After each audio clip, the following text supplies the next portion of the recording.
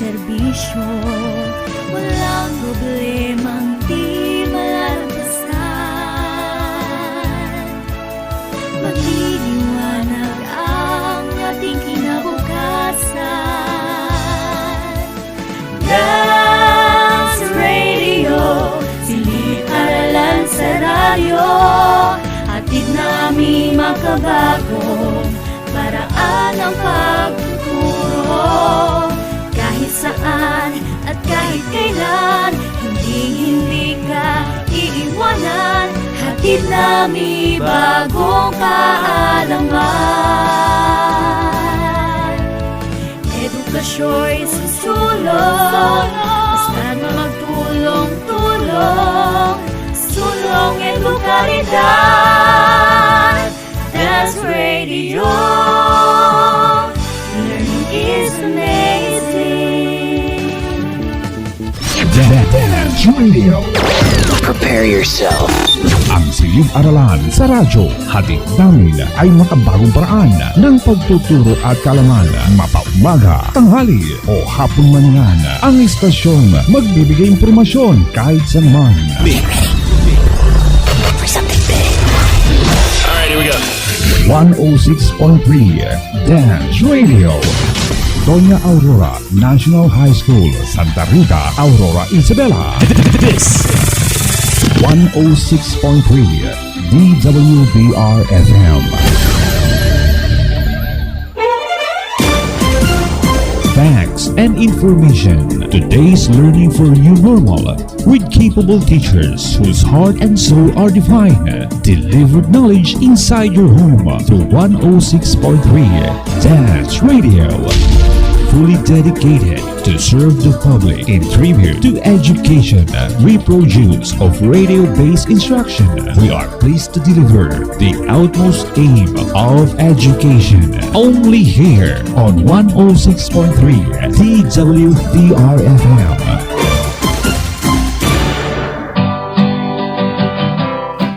Yes, it's a wonderful morning. Magandang umaga po muli.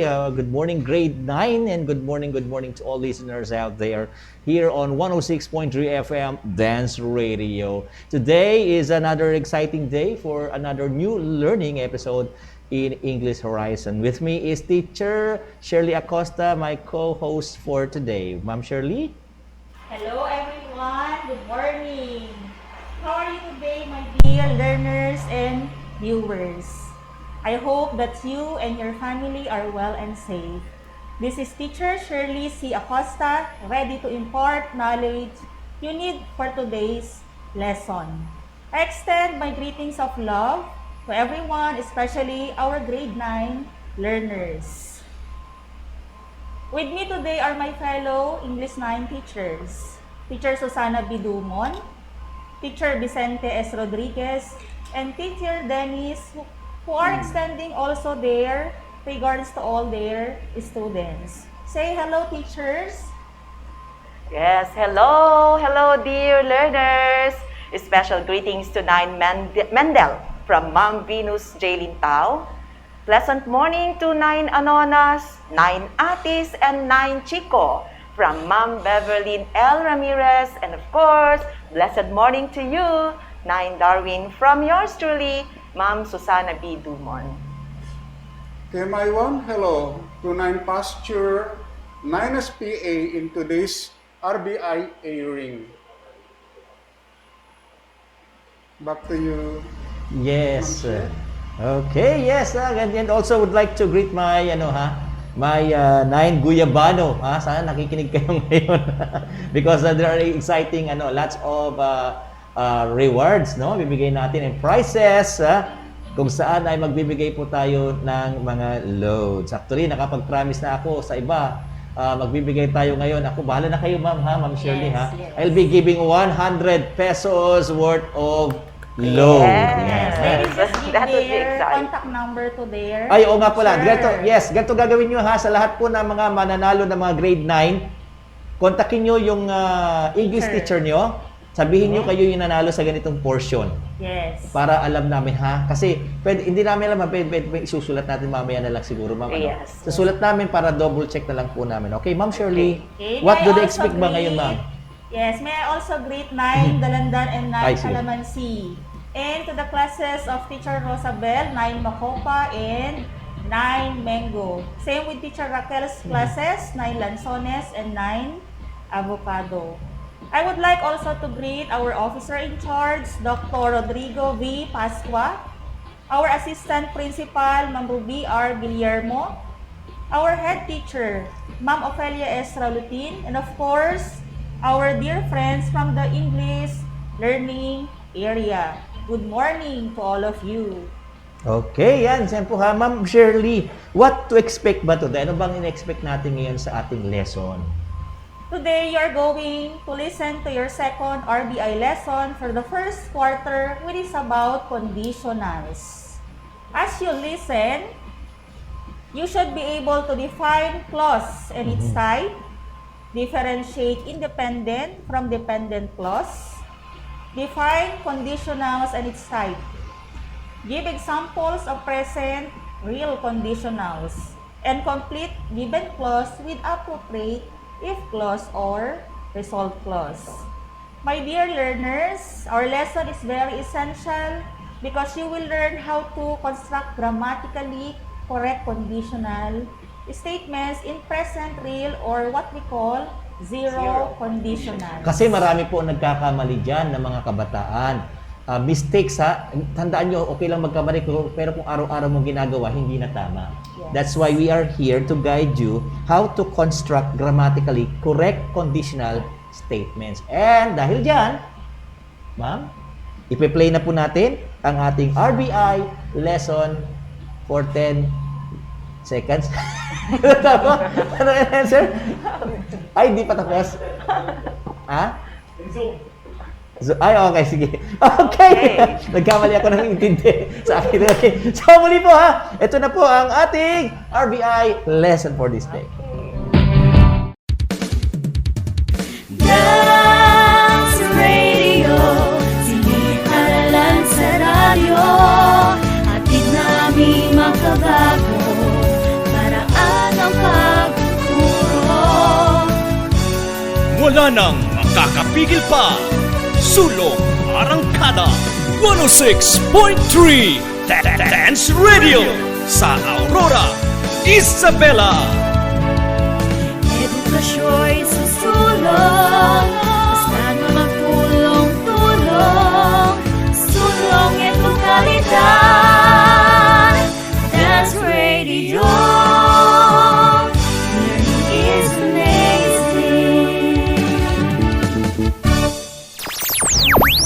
Language, Grammar and Literature, a program that will develop your vocabulary. Comprehension, Critical and Analytical Skills. This is the English Learning Area. English Learning Area. Only here on 106.3 D WDR-FM Dance Radio. Where learning is amazing. Good morning to our dear listeners, especially the grade 9 learners. This is your school on the air and it's English time. We are glad to be with you. Make it a habit to tune in here in our station 106.3 DWDR-FM Dance Radio. Dance Radio. I am your host for today, Teacher Rufino R. Pomeda Jr. With me is Teacher Michael Jan M. Tumulak, our technical specialist. It is better if you are in a comfortable place while listening on air. And to start with our lesson for today, may I introduce to you your radio teacher, Teacher Jennifer A. Velasco.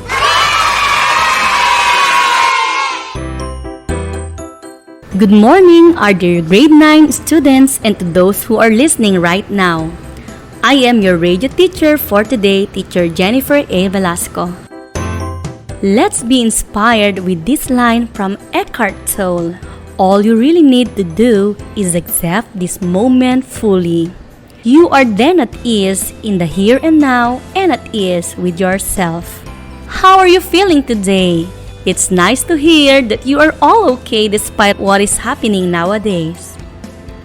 Our objectives for today are: define clauses and its types, differentiate independent from dependent clause, define conditionals and its types, give examples of present real conditionals, and complete given clause with appropriate if clause or result clause. It sounds interesting, right? I bet you are now very thrilled to launch yourself into a fun-filled learning experience. Are you now ready? Yes, ma'am. Remember, the title of your learning activity sheets is Conditionals. Before we finally begin, let us first listen to this.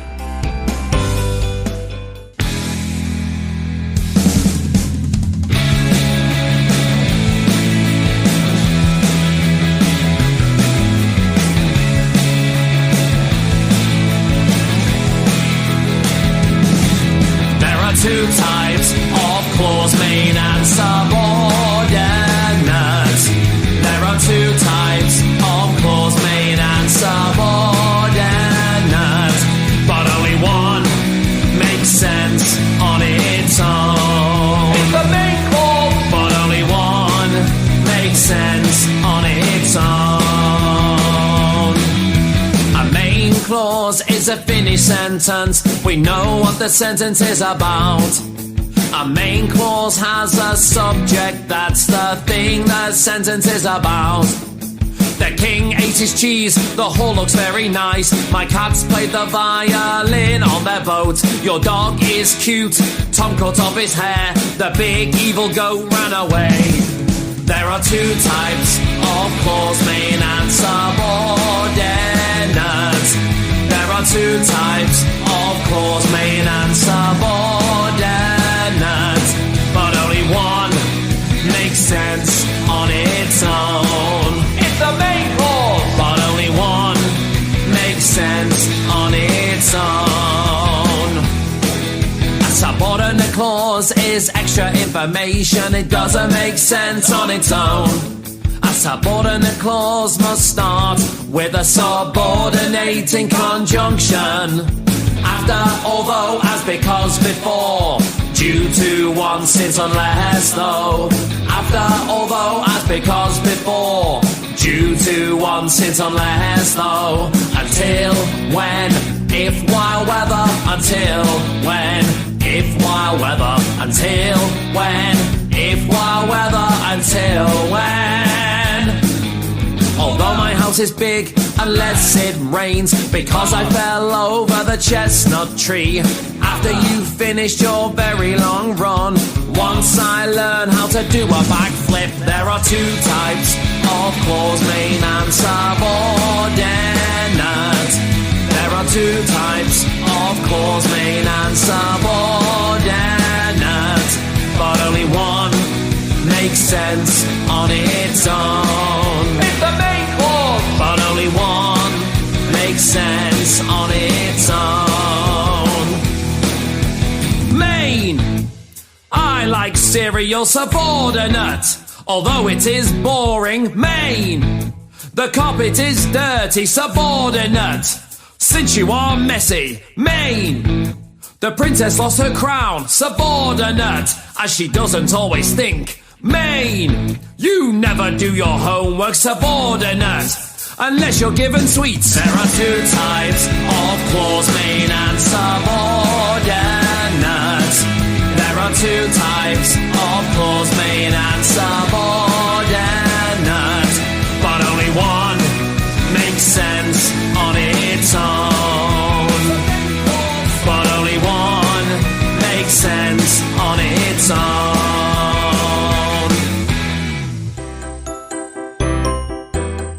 You have just listened to the song titled Main and Subordinate Clauses by Anchor Creative Education. So let's go back to the song. Let me ask you this question. What is the song all about?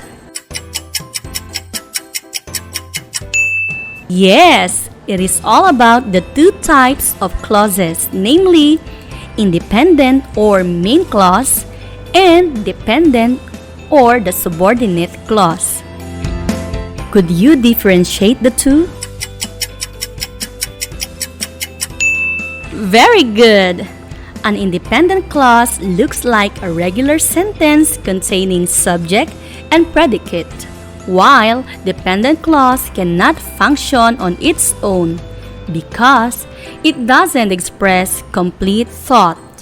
It is signaled by subordinators if, since, although, whenever, while, unless, and many more. To differentiate the two types of clauses, let's take the given examples in the song. Independent or the main clause, I like cereal. Subordinate or the dependent clause, although it is boring. The dependent clause is introduced by the subordinating conjunction although. On the next example, the main or independent clause we have the carpet is dirty, while dependent or the subordinate clause since you are messy. Since you are messy, subordinating conjunction since. Next example, the main clause or independent clause is the princess lost her crown. Subordinate or dependent as she doesn't always think. Subordinate clause is introduced by the subordinating conjunction as. Did you get it? I'll give you more examples after a short break.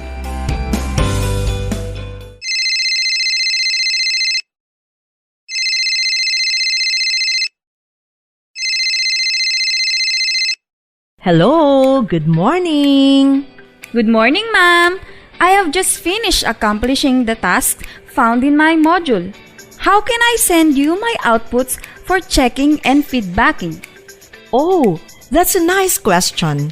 There are actually 3 ways for a student like you to submit your outputs. 1. It could be via online. That is, if you are capable to connect online. You can just upload your outputs in your Google Classroom or you can take pictures and send them through your group chat or messenger account. Ma'am, how about if we do not have internet connection? If you do not have internet connection, you can submit your accomplished tasks in 2 ways. 1. You can ask your parents to submit your outputs in the designated drop-off center. 2. You can save your outputs if you have available flash drive, CD, or DVD at home and submit it in the designated drop-off center in your respective barangay. Wow! It's nice to know that there are varied ways on how we can submit our accomplished task. Always remember, for submission of outputs, you can do it via online, offline, or physical submission. Because at Dance, we make amazing things possible.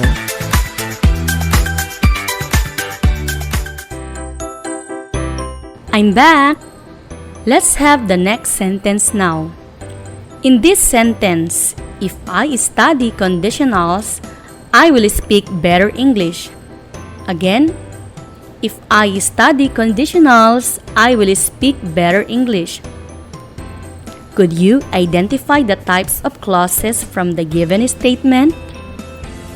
The clause if I study conditionals is what we call the dependent clause. Since it needs the next clause, I will speak better English to make its thought whole. We consider the latter as independent clause since it could stand alone as the sentence without the first one. Since it could stand alone as a sentence without the first one. Now that you are clarified with clause and its types, we shall now begin with our topic for today. Let's start defining what a conditional sentence is. A conditional sentence is a type of sentence that states a condition and the outcome of that condition occurring. I repeat, a conditional sentence has a condition, and the outcome of that condition occurring. Conditionals are made up of a dependent and an independent clause joined to express said condition. It always begins with if. We use conditionals all the time in English, so it's very important for you, dear students, to feel comfortable with them. Let us take the given examples on page 9 on your module. My dear learners, listen very carefully. If I were a tree, I would comfort you with my shade. I repeat, if I were a tree, I would comfort you with my shade. If I were a tree is the if clause or the dependent clause, while I would comfort you with my shade is the result clause or the independent clause. Did you get it? Yes, ma'am. Now, let's have the next one. If I were the moon, I should soothe away your cares. I repeat, if I were the moon, I should soothe away your cares. What have you noticed in this sentence? Do they have the same pattern in terms of construction with the first one? Exactly! If I were the moon is the dependent clause, while I should soothe away your cares is the independent clause.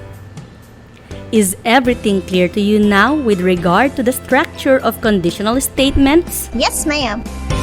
Could you now classify the clauses involved in conditionals? I hope so. Be prepared with our next journey because you are going to explore the types of conditionals. There are two types of conditionals, the present real conditionals and the present unreal conditionals. Let us discuss first the present real conditionals, or sometimes called zero conditional. It is used to talk about what you normally do in real life situations. Often called the real conditional because it is used for real or possible situations.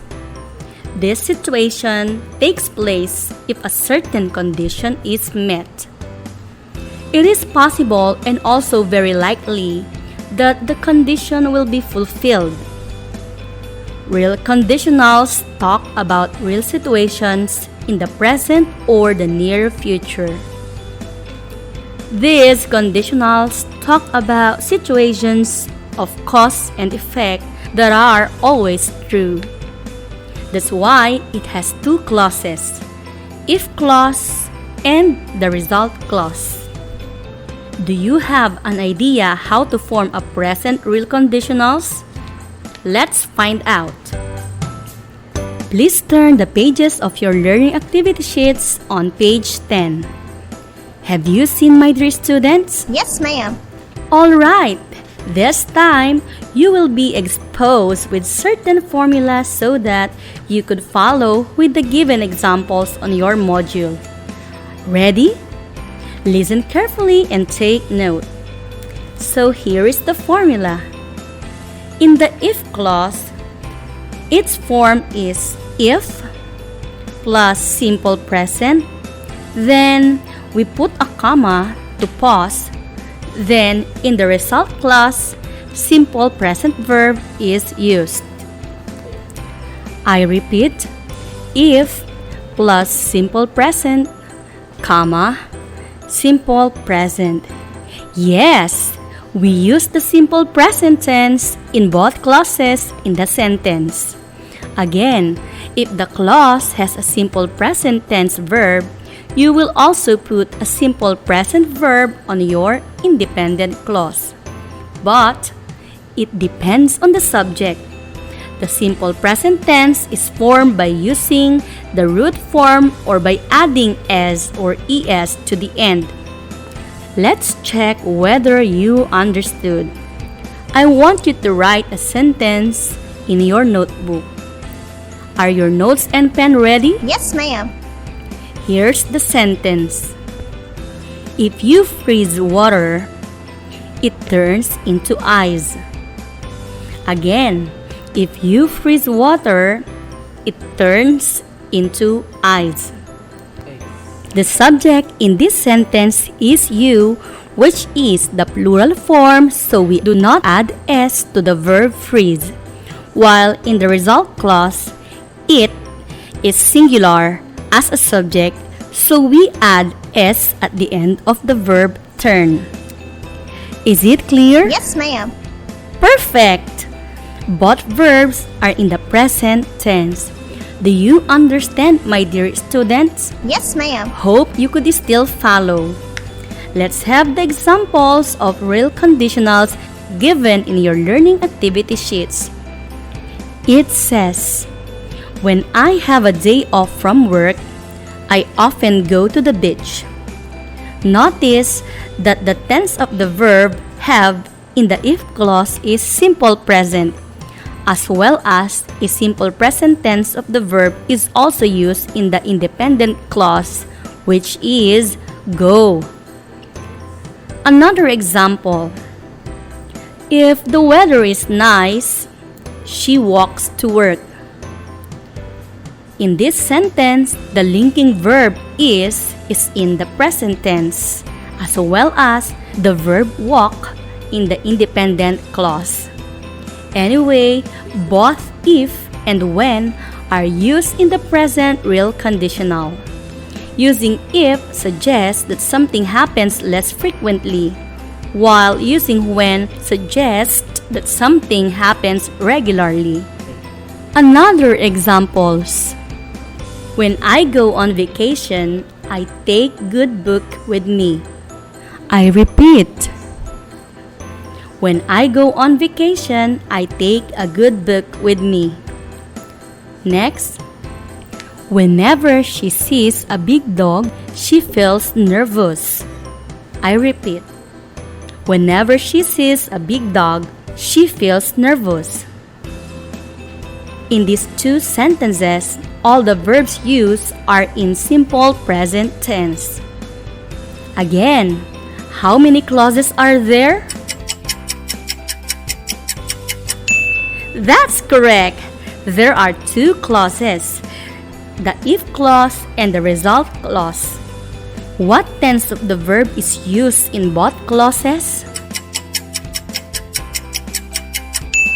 Amazing! It is in the simple present tense. Now, it is your turn to make your own sentences. Write your sentences in your notebook. Remember to construct grammatically correct sentence. This is a good way to check your understanding of the lesson before you move on the next type. Continue doing this activity while we are giving you a short reminder.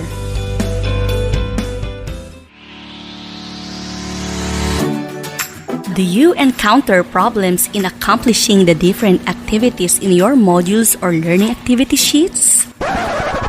Worry no more, because your teachers are always ready to guide and assist you. You can send your questions or clarifications in two easy ways. 1. Call or text, and 2. Private message. So easy, right? Remember, at Doña Aurora National High School, we make amazing things possible. This reminder is brought to you by Doña Aurora National High School and this station.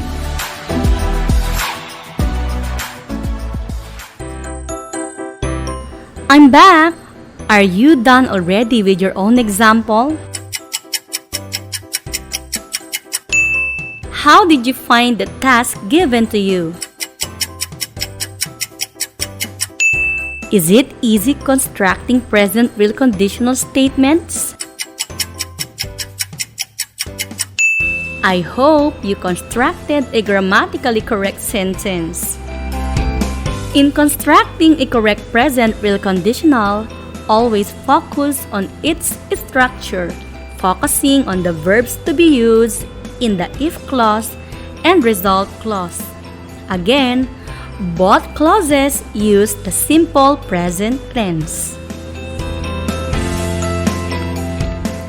To enhance more about your knowledge of the present conditionals, Let's have another examples. Jot down these examples in your notebook. First, when I go out, I always wear face mask. Again, when I go out, I always wear face mask. What have you noticed with the given sentence? Correct. We did not use if clause. Instead, we use when. Besides if, we may also use when, whenever, and every time. Can you follow? Notice also that verbs used in both clauses use the present form of the verb. We use verbs go and wear. Next example. Whenever she meets someone, she is all ears. I repeat. Whenever she meets someone, she is all ears. Note, the given statement uses the verbs meets and is, both in the present form of the verb.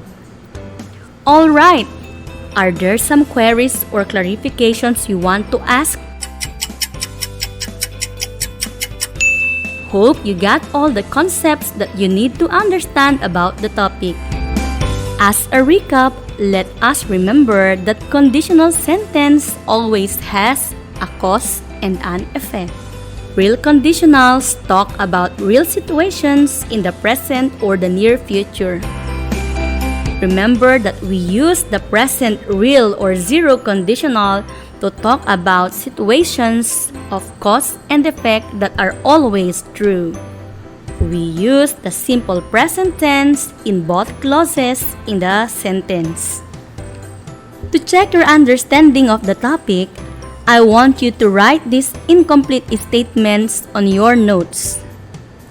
Again, to check your understanding of the topic, I want you to write these incomplete statements on your notes. 1.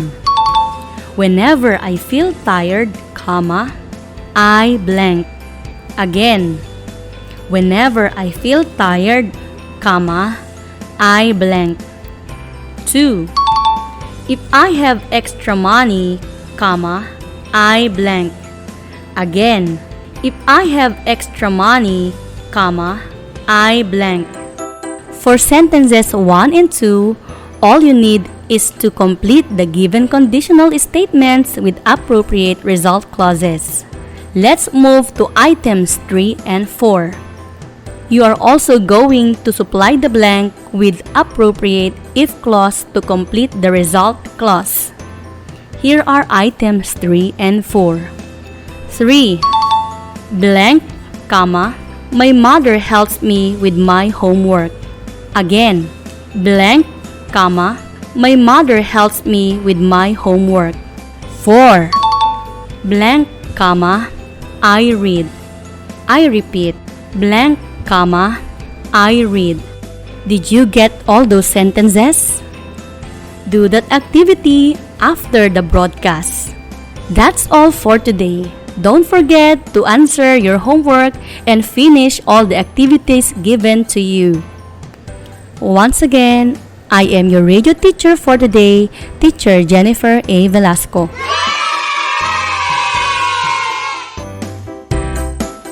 You've just heard the lesson on present real conditionals. I hope everything is clear. Our next lesson is the second type of conditional, which is the present and real conditional. You may read in advance your module so that you could catch up with our lesson next meeting. Make sure to tune in to our school's radio station 106.3 DWDR-FM Dance Radio, where learning is amazing. On behalf of the production team, we would like to acknowledge our technical specialist, Teacher Michael John M. Tumulak. And of course, our script writers, Teacher Raquel A. Dumlao and Teacher Shirley C. Acosta. And our radio teacher, Teacher Jennifer A. Velasco. Once again, thank you for being with us. This is your host, Teacher Rufino R. Pomeda Jr. Goodbye! Language, Grammar and literature. a program that will develop your vocabulary. Comprehension. Critical and analytical skills. This is the English Learning Area. English Learning Area. Only here on 106.3 D WDRFM Dance Radio. Dance Radio, where learning is amazing. Dance Radio, siniharalan sa radyo. Atid namin makabago, paraan ang pagtuturo. Wala nang makakapigil pa. Sulong Arangkada 106.3 Dance Radio sa Aurora, Isabela. Edukasyo'y susulong, basta na magtulong-tulong. Sulong edukalidad, Dance Radio. Learning is amazing.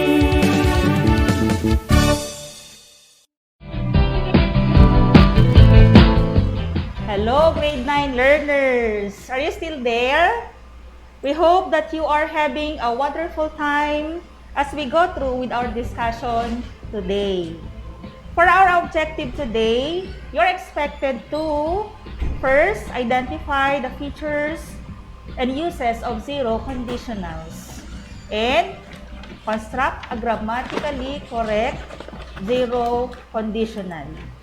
Here's the flow of the discussion today, our dear learners. First, I'll give you an overview of the topic, conditionals, in present real and unreal. Second, Teacher Dennis will give you a review of our past lesson. Third, Teacher Susan will discuss the features of present real or zero conditionals. Teacher Vicente will be giving the uses of zero conditionals, and you will be assessed on how to construct a grammatically correct zero conditionals. Make sure you have your pen and paper because once again, we will be exploring the wonders of the universal language. So, let's get started. To begin our lesson on conditionals, let us have conditional statements. The statements may pertain to the conditionals that we are going to talk today and the other one next week. Listen and observe how the sentences are constructed. So, have you ever had those crazy moments when you ask yourself weird questions like, okay, so we shall start with what if. Okay, so let's start the first one. What if we have winter in the Philippines? Or Dennis? Yeah, if we have winter in the Philippines, then that would be a perfect weather. Yeah, that would be a perfect weather for our bulalo. Favorite bulalo. Yay! Favorite. It's a favorite of Sir Dennis. Okay. What if cars could fly? What do you think, Sir Vic? I am presently thinking of the science fiction film Transformers, that robots can transform to fit land, air, and water transportation. Of course, if cars could fly, we could be able to solve traffic problems in not only in EDSA but throughout the Philippines. But another problem comes out, my dear learners. There will be air congestion because we have limited airport space. Air traffic. Okay. So, what if pets could speak? Yeah. Pets could speak. Then, my pet would probably say, I'm starving! Feed me, Susan, I'm starving! Alright, so that may happen. Okay. What would happen if we could teleport? Teleport? Okay, what do you mean by teleport? Teleport is a condition where we could disappear, And appear. but may appear in different places. Delikado. Ghost. Okay? November 1. Yes. So let us challenge our bright mind with a fun game. I'll be stating an if clause. When we say if clause, it is a statement that expresses a condition. Then you will try to give me the result clause. When we say result clause, it is a possible outcome of the phrase or clause. Okay. So let us have again another if. Okay. If pigs could fly, they would have nests on trees. Yeah. Okay? That would be an Instagram stories, right? Okay, so don't worry, I'm just kidding about the pigs with wings. Okay, so I'll give you easy ones like, okay, if you drop an egg, it breaks. Okay, so our dear learners, grab your paper for our first if clause. Yes. Okay, try to construct also your own sentence. Okay, ready? So let's play. Here we go. Okay, if you put an ice cube under the sun, what do you think will happen? Okay, let's have, if we have now answers today. Nakatutuwa naman yung yung pig may wings. If pigs have wings, no? Yes. Tataas ang bilihin. Tataas ang bilihin. Okay, so Teacher Vic, what might happen? The temperature increases as it absorbs heat in the air, so it melts. That's right. So, if you put an ice cube under the sun, it melts. Yes. Okay. Wala pang sagot. Let's try another one. And the answer is already given. Yes, yes. Naibigay na yung sagot. The second one, Sige, unahan nyo. if it rains tomorrow, what will you do? Sir Dennis. Ay, tingnan natin kasi po ang what we have here in our Facebook is meron siyang delay more than 15 seconds. Kaya pag sumasagot sila baka hindi nila maano. Okay. Okay. So, okay lang siguro kasi para hindi tayo maubusan ng oras. Okay. Ano yung tanong mo? Again, if it rains tomorrow, Teacher Dennis, what will you do? If it rains tomorrow. Hey, if it rains tomorrow, we'll bring an umbrella siguro. Of course. Diba? Okay, don't forget to bring your umbrella. Okay, for the next one, you're free to come up with your own answer. Just write down whatever you want on your paper. Okay? If you ask me, I would say, if I had a lot of money, I would travel the world and eat a lot of food. Okay. Hindi ka kaya ma-empatchod. Okay, what about this one? Ma-empatchod. Okay? If only I had slept early last night, I could have gotten up early to attend my RBI in English. Yes. Okay. Yeah, okay yun. Yes. By the way, fellow teachers, how many hours of sleep do you spend? So may I ask first, Teacher Dennis? 5. I have 5 hours only because I sleep and I sleep late at night na siguro. Late at night na kasi. So I 5 hours. Okay, what about Teacher Susan? 5 also. Maybe because of my age. 5 to 6. Hindi age ko hindi age ko Ako yun sa akin. For me, I'm trying to reach 6 to 8 hours, if possible. Yes. Actually, I'm also doing that. So, for 3 8 siguro hours sa'yo, to 3. sleep. Ha? So, from around 9 3? p.m. to 10, I need to sleep and then I need to wake up about 5 to 6 a.m. Pati ba ng paggising mo, may oras talaga 5 to 6 talaga? Yes. So, that's my... Body clock. Yes, body clock. So, we need always to have a body clock. Okay? So, staying up late, our dear learners, is a bad habit. Okay. Yes. Remember, we need at least 8 hours of sleep. Okay, don't you know that sleep deprivation makes us moody and irritable and impairs brain functions such as memory and decision making. Pagpuyat ka, di ba? Yes. Pagpuyat ka, hindi ka, masama yung, lalo masama gising mo, pagpuyat ka, masakit ang ulo, It lowers also your immune system. Yes, my dear. yes.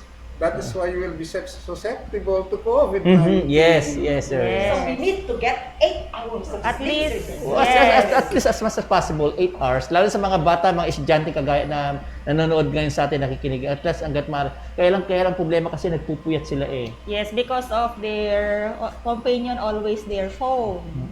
Yeah. Okay, that is why they're sleeping for about 12 or even 2 a.m. Oo, ganun sila. Okay? So, sleep deprivation also negatively impacts the rest of the body. It impairs the functioning of the nervous system.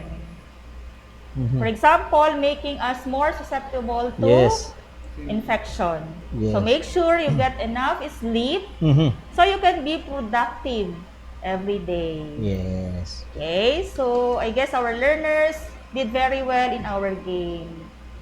Okay? So, you have really a creative imagination. So, let us have again the statements. Okay. So, we have the statements posted on the screen. So, try to observe how the conditional statements are constructed. Okay? So, these 4 sentences will give you an idea. The first type of conditional that we are going to discuss today that would cover up items 1 and 2. Okay? While next week, we have items 3 and 4. Okay? In speaking of their grammar structure, they are different. Okay? For example, number 1, we have the verbs put and melts, rains, with will bring. While items 3 and 4, had and would, and then 4, had, and then could have gotten. Okay. Try to observe those, our dear learners. Notice that the word if is constantly used in sentences. It asserts that a certain condition is to be met, right? Okay, that's because these sentences are called conditionals.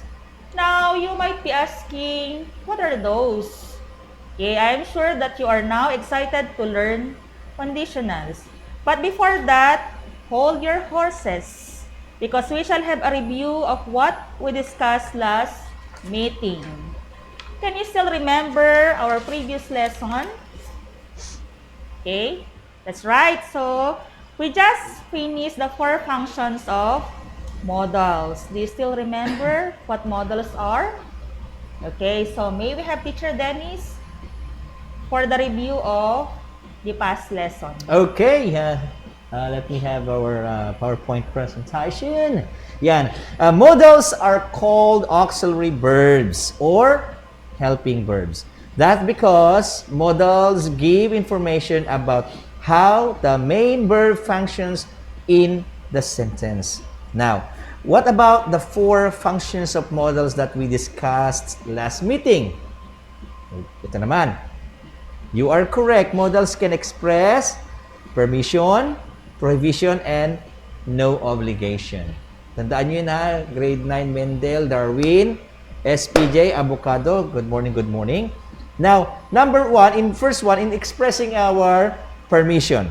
In expressing permission, what modal should be used in expressing permission? Pwede yung sagutin mga anak? Tignan nga natin kung may makakasagot. Bibigay ako ng 100 segundo.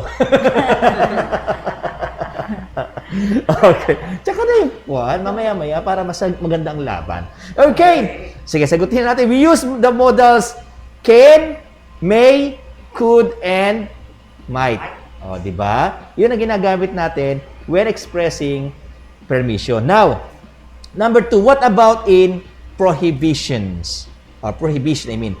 In expressing prohibition, ano kaya yung pwede nating mga gamiting mga modals niya? Okay? Prohibition may connote something that is negative. So, we may insert something. Yes. So, ito ay yung mga sumusunod. Siguro busy-busy mga bata. Yeah. We may use the following, the can't or mustn't. Yan. Tama ba ako, mustn't? We use Yes, the mustn't. adverb of negation. Yes, sir. Okay. So, yung can't kasi yung kwan yun eh, parang ang tawag doon sa kwan, pinagdugtong. Contraction. Oo. Contraction ang tawag natin doon mga anak. Yung cannot, tanggalin mo yung isang N, ayan, post yan, ganyan. Can't. Yan. Number 3, can you still remember the models that is used to express obligation? So what are those? Yes, we have and we can use the models has or have to or must in expressing commitment. And the last one, what should we use in expressing no obligation?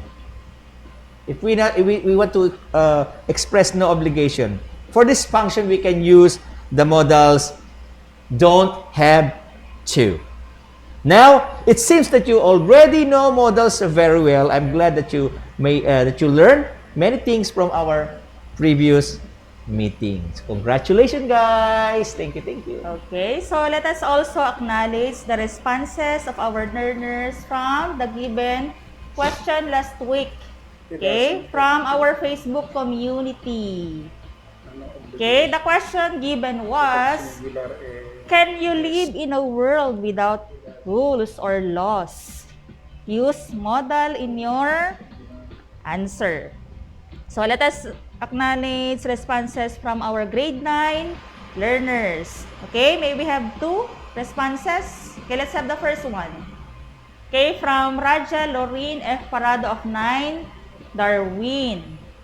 Okay, so you may start reading Raja's response regarding the question given last week.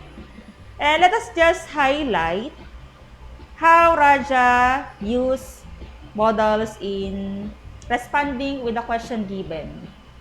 Okay, medyo maliliit lang. So, I will be the one to read, so just listen.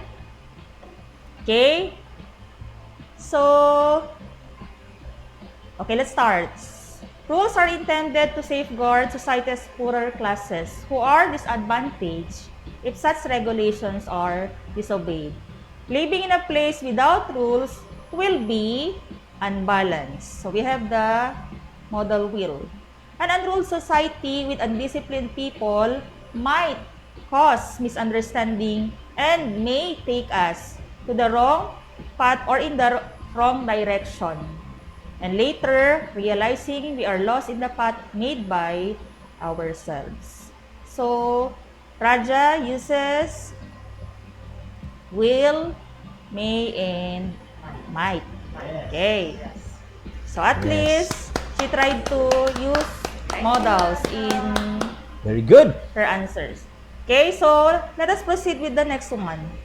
Okay, from Jocelyn Joyce Morales of 9 Avocado. Okay, she addressed the response to Ma'am Raquel.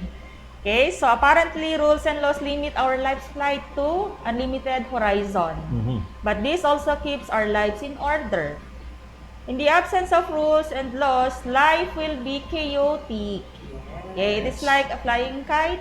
Although the thread limits the kite's flight, but it also helps the kite fly. Okay, so we have here the model will. Okay, so it's really nice to see that you have come up with good sentences. Yes. But I suggest to use models more in your sentences next time. I am sure that there are more wonderful works out there. Keep it up, grade 9 learners. Remember, models are tiny bit of words in the English language. These small words have an effect on the tone and meaning of our sentences. Thus, they can help you express your ideas better. Speaking of tiny words, conditionals also make use of the 2 words, yet very important words. These words are if and when. So, Teacher Susan will give you the features of present real, or what we call the zero conditionals. Take it away, Teacher Susan. Yes, hello again, I'm back. My task, dear learners, is to discuss the features of present real or zero conditionals. What are conditionals? So conditionals are statements expressing the result of a particular condition. So conditionals are very common. We can meet them most of the time. We can read them from books, hear them from the movies we watch, and even from the songs we listen. So if we start listening very well and pay attention, we can easily identify conditionals present around us. So here are types of conditionals. We have zero conditional, first conditional, second conditional, and third conditional. So those are the four types of conditionals. First, we have the zero conditional, we have the first conditional, second conditional, and the third conditional. So the zero conditional are sometimes called as the factual conditional. It is used to express truth and facts. So remember always, it is used to express truth, katotohanan. Facts, katotohanan din ba yan? Yes. So, things that are real, existing, happening around us.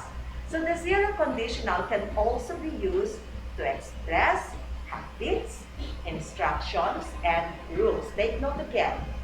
Conditionals can also be used to express habits, instructions, and rules. Okay, basically, the zero conditional gives us an if clause and a result clause. That is definitely going to happen. The result is a fact and a general rule. Let us have some examples. Okay, I am waiting for the examples. Okay, number one. If you heat water above 100 degrees, is that Celsius? Yes, degrees What will Celsius. happen? It boils.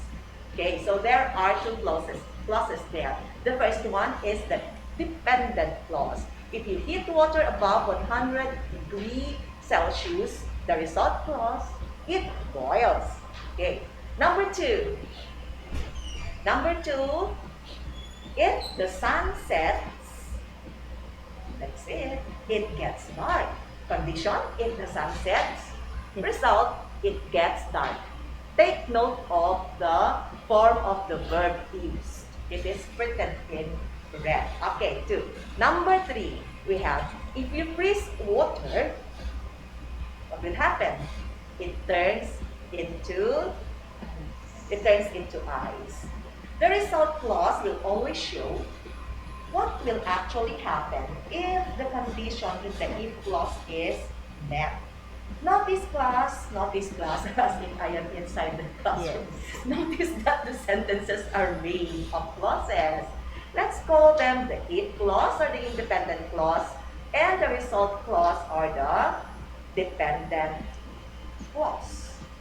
Let us take a look on how simple it is to form a zero conditional. It's simple because we use the present simple verb in both clauses. This if when plus the present simple form of verb. This is if when plus present simple. You might be asking why we can use if or when in the if clause. Are they the same? Well, they are almost the same. However, there is a slight difference in how they are used and what they are trying to express. Use if when there is a chance that the action may or may not happen. If it does happen, then we know what the result would be and we are certain about it. Let's have an example. If I drink coffee, I feel awake. There is a chance that I will drink coffee. And if I do, I feel awake and alert. I may drink coffee or not. How about when? When when we are sure that the action will happen. When I drink coffee, I feel awake. In this sentence, we might not be, or we might not be, we might not drink coffee. I might not drink coffee. It is not that sure when I drink a cup of coffee. The difference is subtle, but I tell you, it is important. Okay, so take note of the use of if and when. Now, how do we construct zero conditional or present real conditional sentences? There are two ways: the transpose order and the natural order. In our example a while back, if or when I drink coffee, I feel awake, that is in the transpose order. Why? Because the if clause is placed before the result. Take note that a comma is used to separate the two clauses. How about the other one? The natural order. Natural order if the result is placed before the if clause. So, I feel awake when or if I drink coffee. Okay, so just hope that everything is clear. I will give you another example. Plants die if they are not watered. That is under the natural order.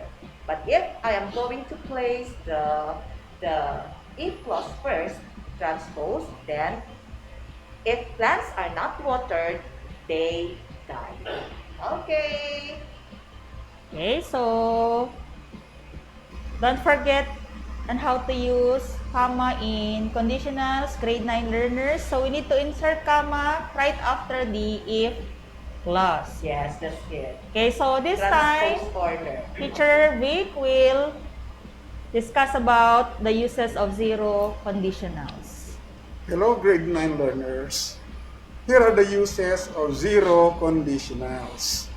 Since zero conditional expresses truth, again, truth, not fake or anything, we have also other uses like, number one, zero conditional expresses habit. Example, when I feel sad, I sing a song.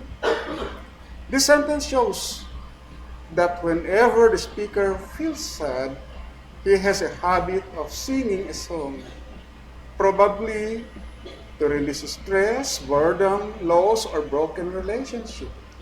Do you also have the same habit? Okay. Here's another one. It expresses instruction. When my friends are online, I say hello to them. Do you also have a habit of randomly greeting your friends online? It's nice, right? It always feels good that people are checking on you, making sure you're okay. As I have mentioned a while ago, zero conditionals can also give instructions. If my mom calls, tell her to meet me at 5 p.m. Notice, class, that the if clause is an imperative statement. Okay, the second sentence is an imperative statement. And there is always a subject for that, and that is the pronoun you. But we can omit. If my mom calls, you tell her to meet me at 5 p.m., but we can remove that you. Just plainly use the verb right away. So this sentence tells us what to do whenever we need someone to talk to. Okay, I'm giving you an instruction and I'm telling you what to do. When we call a friend and share our problem with them to lighten our load. Keep in mind that true friends are not who will make your problems disappear. They are the ones who will not disappear when you are facing a problem. Very nice. Okay, number 3, also zero conditionals can express rules. You can enter the mall if you have a quarantine pass. Students can borrow a book if they present their library card. Now let's pause those four sentences. Okay, so One is we have again the sentences given from starting from habits. Teacher Vic. So let's start with letter A. So when I feel sad, when I feel sad, I sing a song. When my friends are online, I say hello to them. For instructions, if my mom calls, tell her to meet me at 5 p.m. If you need someone to talk to, call me. And under number 3, you can enter the mall if you have a quarantine pass. Students can borrow a book if they present their library card. Okay. Remember that the if clause and the result clause are best friends, my dear learners. As you can see in our sentences, the two clauses are working together, just like the quality of a good friendship. The fact written in the result clause will surely happen if a certain condition in the if clause is met. Did you get that? I'm sure you did. okay. So try to observe the words in red, grade 9 learners. Yes. So we need to consider those words in red because those words would explain about how to use verbs in conditional statements. So the verb must be in the present form always. Okay, you once say I feels. Okay, so we will just simply say I feel, I sing. You don't need to insert anymore. Yes, friends are, and then I say. Okay, mom calls. Okay, and then we have you need, and then call me. And for the third one, we have can enter, can borrow, and we have the verb they present. So simply, we are using here the S form for the present real or what we call the zero conditionals.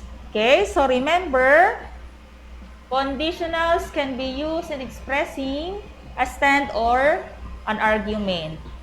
Expressing an argument is helpful in presenting one's reasoning to change another person's point of view on a particular topic or issue. Conditionals may be helpful in persuading others to move or act and even change their thoughts. Okay. So now for a short yet exciting activity. So I will show you zero conditional statements with the verb inside the box. Okay, then you're going to write down the correct form of verb that can be used in each clause. So we have the if clause and the result clause. So let's see whether you understood the features of zero conditionals with the activity prepared for you, our dear learners. You need to listen very well with my instructions. So are you ready? Okay, so we'll be giving amount of load. So you need to participate actively. So, magkano daw, ma'am, yung tatanggapin nilang load? Okay, so for every Correct answer. we will be giving 30 pesos Yay! worth of load. 30 pesos worth of load. Yes. So you need to read or listen well to the statements that will be posted or read later. And key in your answer to our chat box. Yan, ha? Yes. Okay, so we need to be alert so that we could get a 30 peso worth of load. Okay, so let's call our activity as perfect match. Wow. Oh, perfect match. Okay, so decide what verb is appropriate for the enclosed one to make it a grammatically correct conditional statement by choosing the correct statement from the given choices. Don't worry, grade 9. It's a multiple choice type of test. Okay, so you don't need to construct on your phone. So you will just need to select. Yes. Okay, the grammatically correct conditional statement. Okay, just choose the letter. Then, after choosing the correct one, okay, here's the second one. Classify whether the sentence falls under fact, instruction, rule, or habit. Okay, decide again. After deciding the grammatically correct conditional statement, for example, letter A, then try to assess what does this sentence express. For example, the statement shows instruction. So, for example, you need to choose letter B. So, it's a combination of A and B. That is why we call the activity perfect match. Okay, for you to get 30 peso worth of load, okay, your answers should be perfect match. Okay, did you get grade 9? Okay, we hope so. Okay, so shall we start? Yes, ma'am. Again, Okay. grade 9, get ready! Grade 9 ha, grade ready. Unahan lang to ha. This is first come, first serve basis ha. Okay. 9 past student, 9 SPA. Go. Yes. How many questions ba yan, ma'am? 9. We have 9. Okay, so more chances of winning. Yes, 9 9 questions. 30 peso. For every correct response. Yes, sa kanya ha. Yes, very good. Go, go, go. 9 questions. And 9 Kalandan. Okay, let's have the first one. For those who are listening by radio, listen well. Okay, let's have the first one. Okay, the verb and clause is listen. First one is listen, and the second one is dance. Listen, and then second one is dance. Why second one? Because we have two clauses, the if clause and the result clause. Okay, the first one, listen well. Whenever my brother, okay, you need to check the correct verb with the choices later. Listen to a hip-hop song. By the way, you may write for those who are listening by radio. He danced to the beat. Again, whenever my brother listened to a hip-hop song, he danced to the beat. Okay, here are the choices. A. Listen well. Whenever my brother listens to a hip-hop song, he dances to the beat. A. Whenever my brother listens to a hip-hop song, he dances to the beat. Okay. Letter B. Whenever my brother listens to a hip-hop song, he dances to the beat. Again, B. Whenever my brother listens to a hip-hop song, he dances to the beat. And letter C, whenever my brother listens to a hip-hop song, he dances to the beat. Again, whenever my brother listens to a hip-hop song, he dances to the beat. Okay, decide now. But do not chat yet. You wait for the second one. Yes. Okay, that is why we have perfect match. Yes. Okay, do not chat yet, learners. Okay. So now, okay, for example, you decided already the correct, the grammatically correct conditional statement from the choices. Now, does your choice expresses a habit, fact, or instruction? So we have here letter A, fact, letter B, instruction, letter C, rule, letter D, habit. Again. Okay, si Natasha Perltan, may sagot na siya, ma'am, ha? C and D, sabi niya. Okay, is it C and D? There's something wrong. Okay, what do you think, Teacher B? Is it a combination of C and D? Melanie Sagusyo, C and D rin, C and D. C and D. Kimberly Kaingat, B, D.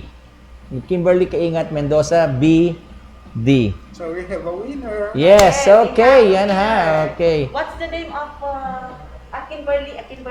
Kimberly Kaingat Mendoza. Siya po ang ano. Okay. So, tama, no? Okay, so for this item, so we have The correct answer. letter B. Letter letter B, and what does it letter express? B. Letter D. Happy. Okay, so it's a combination of letters B and D. D. Okay, who is our winner, Teacher Dennis? Kimberly Kaingat Mendoza. Congratulations. Okay, what section? 9 Darwin. Yan. Okay, Kimberly Kaingat. Okay, just give your phone number later to your subject teacher. Yes, to Ma'am Susan. Okay, congratulations. Okay, next number. Okay. Yan. So let's proceed with the second one. If you want to see the menu on the screen, press this button twice. Okay, the verb and clause is see. In the if clause and in the result clause, press. If you want to see the menu on the screen, press this button twice. Okay, let's have the first choice. A. If you want to see the menu on the screen, press this button twice. Again, if you want to see the menu on the screen, press this button twice. Letter B. If you want to see the menu on the screen, presses this button twice. Letter C. If you want to see the menu on the screen, press this button twice. Okay, may sagot na tayo. Thea May Galabay of 9 Darwin. Sabi niya, A and B. Bakit A and B? Meron pa ba ano? Di pa tapos, anak. Di pa tapos. Okay, what does this sentence express? For those who are on the live screen, maybe Sir Dennis, they have already their answer. Ay, oo, kasi nasa kwan siya. Yes, Oo. on our screen. Nasa screen kasi siya.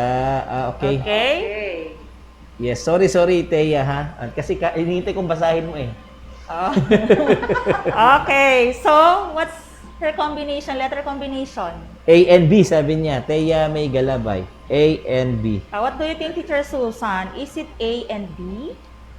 I don't think so. Oh, come on, grade 9 learners. Try again. Another match. Kit, to si Kit Cyrene Santiago, C and B. Okay, what's her name? Kit Cyrene Santiago Ordinario of 9 Darwin, C and B. Okay.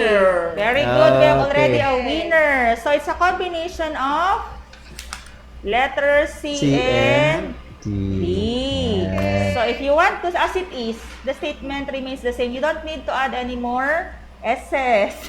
Okay, if you want to see the menu on the screen, press this button twice. And that connotes instruction. Okay, next. Very good. Okay. Another 30 peso worth of load. Number 3. Ito na. Oh, listen carefully. Okay? So we have here the enclosed words not get. Okay. So what's the correct form of conditional statements with the choices? Okay, if plants not get enough light, they die. Okay, choices are A. If plants do not get enough light, they die. If plants do not get enough light, they die. Letter B. If plants does not get enough light, they die. If plants does not get enough light, they die. Letter C. If plants do not get enough light, they dies. If plants do not get enough light, they dies. So what's the correct form of zero conditional statement? They dies. Okay. Does this sentence express A, fact, B, instruction, C, rule, D, habit? Okay, what do you think? Grade 9. Okay, type your answers on the comment box. Kanina, nanalo ba si Kimberly? Yes. Oh, nanalo na si Kimberly. Almira Kalamayan Banyaga of 9SPJ. Ang sagot kaya lang, walang number eh. Ang sagot niya is C and A. I think that there's something wrong. Okay, try again, grade 9. Okay. And please What's don't the perfect combination? Don't forget to put the number. Okay, Edesa, Monique, wala pa rin. Still looking for the correct answer. Actually, Glyza Ann Salvador at 9SPJ. Ang sagot niya, double A. Okay. There's a winner. Okay, we have already a winner. What's her name, Teacher Dennis? Glyza Ann Salvador, 9SPJ. Another 30 pesos worth of load. Yes, very good. Advance Merry Christmas. If plants do not get enough light, they die. It is indeed a fact. Most plants need light to produce their food. As your science teacher said, it is called photosynthesis. Let's proceed with the next one. Yes. Number 4. If I answer correctly the questions in the live streaming, I always get plus points from my teacher. We have the verbs, answer, and get. Decide from the choices, the grammatically correct, zero conditional statement. Okay? Decide now, learners. A, if I answer correctly the questions in the live streaming, I always get plus points from my teacher. B, if I answer correctly the questions in the live streaming, I always get plus points from my teacher. And letter C, if I answer correctly the questions in the live streaming, I always get plus points from my teacher. Okay, so what does this sentence express? Is it a fact? A, B, instruction, letter C, rule, and D, habit. Okay, what's the correct combination, learners? Double instruction. Okay. Okay, we have Beyonce Lucero, 9 Dalandan. B and A ang sagot niya. Okay, another. Okay, letter? B and A ang sagot niya. Okay, very good. Si Beyonce. So it's a combination of B and A. Tama. If I answer correctly the questions in the live streaming, I always get plus points from my teacher. And it's a fact. Sir Dennis, what is her name again? Beyonce. Hindi ako nagawin. Wait lang ha. Ang bilis tumaas eh. Beyonce Lucero, 9 Dalandan. Okay, 9 Dalandan. All right. So, 9 from 9 Dalandan. Okay, you got 30 peso worth of load. Okay, so next. much for our assessment. So, let's proceed with our math part. Okay? So, it's math time. Yes. Yan ha. So, Sir Dennis, we may also use conditional statements in mathematics. Okay? So, let us have a problem. Ano to? Kailangan sagutin ng mga bata? Yes. Magkano daw ito? Same worth of load, 30 pesos. Sige, So, we have here the question. Okay, this time, let us test your mathematical skill. Yan ha. Here's the question. If there are 108 active cases in Aurora last week. If there were 108 active cases in Aurora last week and 50 recovered, then what is the percentage of the people recovered? If there were 108 active cases in Aurora last week and 50 recovered, then what is the percentage of the people recovered? We are asking you to give us the percentage. Only. Okay. At dahil grade 9 na kayo, may bonus pa kayo. Yes. Sasabihin namin paano nyo gagawin. Siyempre, yung recovered, the number recovered, divided by the active cases, that's equals. Siyempre, mag-equals yun dahil mas maliit. Yes. So, ang sagot niya ay blank. And then, Ganun yun eh. Tapos, i-times nyo sa 100, yun ang lalabas na percentage. So, sige. Ito, may sumagot na. Okay. Si Tracy Ann Santiago Bulian of 9 Darwin, sabi niya, 2.16%. That's the correct answer. 2.16%? Is it 2.16? Ulitin natin yung yung formula ha. There's something. Ulitin natin yung formula.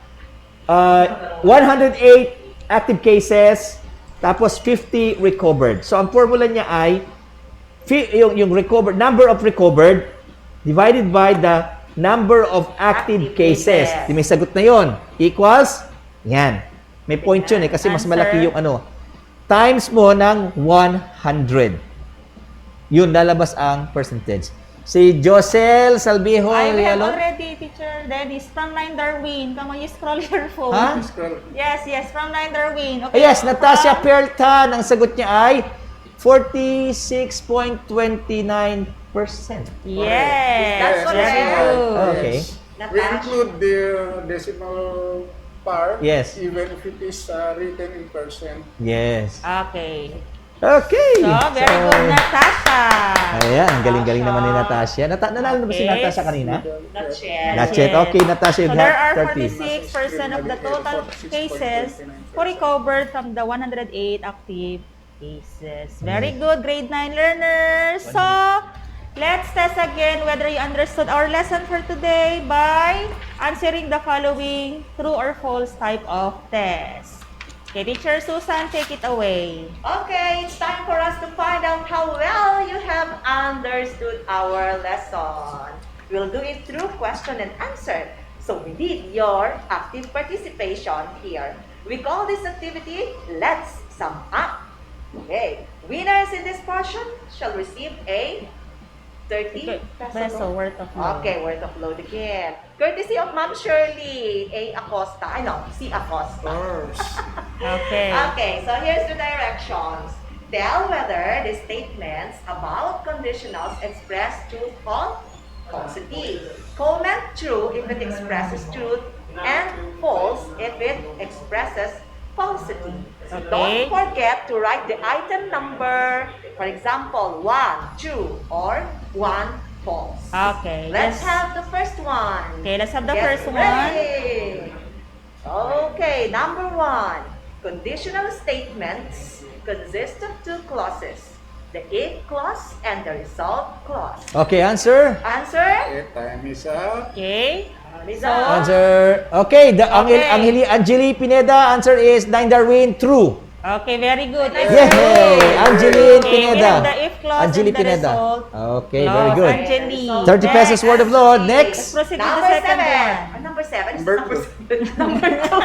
Excited. And I just Okay. get excited. Okay, number 2. The statement, if I forgot someone's name, I ask them politely, is a grammatically correct zero conditional. Again, the statement, if I forgot someone's name, I ask them politely, is a grammatically correct zero conditional. Kimi Shaira Ramos, the 9 Anonas, ang sagot niya, true.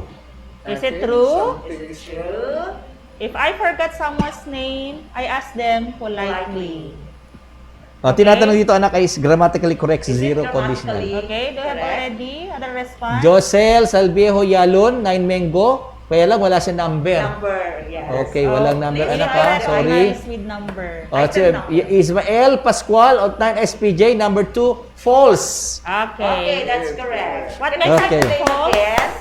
Ismael Pascual of 9 SPJ. Okay, Okay. very good. Thank you. Yan. So forget is in the past form. You need to change it into forget. Yes. In the present form. I Number forgot. 3, Teacher Number three. Susan. Number 3, we need to put comma always after a result clause. Again, we need to put comma always after a result clause. Okay, Is don't it true forget or to type false? the number. We need to Okay, put any answer? comma always after a result. Okay, Edesa Monique Santos of 9 Lanzones, sagot niya, true. Again, we need to put comma always after a result. Crisel Agnier of 9 Avocado, sagot niya, false. Number 3, false. Okay. Okay. So we need to insert learners after an if. That's Grisel Agnier. Grisel Agnier of 9 Avocado, congratulations. Okay. So congratulations to all Mhm. who participated. Yes, Okay, we only so have, let us have your assignment. Okay, you're going to complete the following zero conditional statement by providing the appropriate word or phrase. You may screenshot. If you're an optimist, it means you always, the number 2, I try to blank if I'm having a bad day. So you only have 2 items to answer. It will be checked next week, learners. By the way, our lesson is still conditionals. We're going to focus on the present and real next meeting. Yes. And that ends our discussion for today. I hope that you had an amazing time with us. Congratulations to all winners. Teachers in English, Teacher B, Teacher Susan, Teacher Dennis, and yours truly, Teacher Shirley. Stay tuned because in the next episode, we will be talking about the present and real. And stay tuned with the next RBI lesson. Keep safe, everyone. As I always say, never stop learning because life never stops teaching. Okay, see you all next meeting. Bye-bye. Tribute to education, reproduce of radio-based instruction. We are pleased to deliver the utmost aim of education. Only here on 106.3 TWDR-FM. Ito ang 106.3 Dance Radio. Dance Radio. Prepare yourself. Ang silid-aralan sa radyo, hatid namin ay makabagong paraan ng pagtuturo at kalaman. Mapaumaga, tanghali o hapon man yan, ang istasyong magbibigay impormasyon kahit saan man. For something big. Alright, here we go. 106.3 Dance Radio. Doña Aurora National High School, Santa Rita, Aurora, Isabela. This 106.3 DWBR-FM.